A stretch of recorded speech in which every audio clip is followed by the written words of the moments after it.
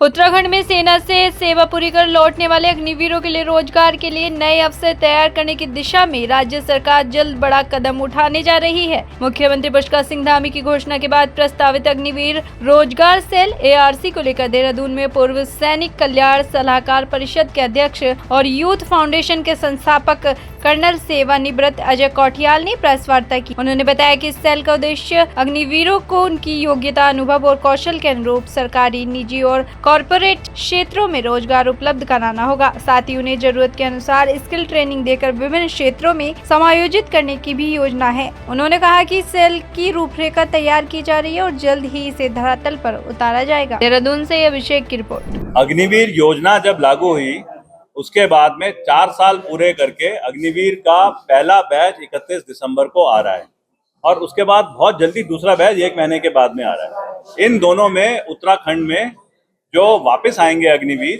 75% जो एब्जॉर्ब नहीं होंगे उसकी संख्या है करीब 1200। अब ये देखिए कि ये अग्निवीर जो आ रहे हैं इनके अंदर ना एक अलग टाइप का टैलेंट है।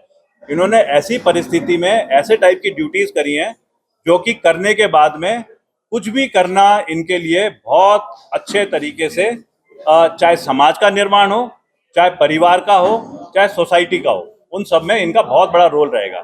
अब हमारा फर्ज बनता है इनको सही तरीके से कैसे हम इस्तेमाल करें।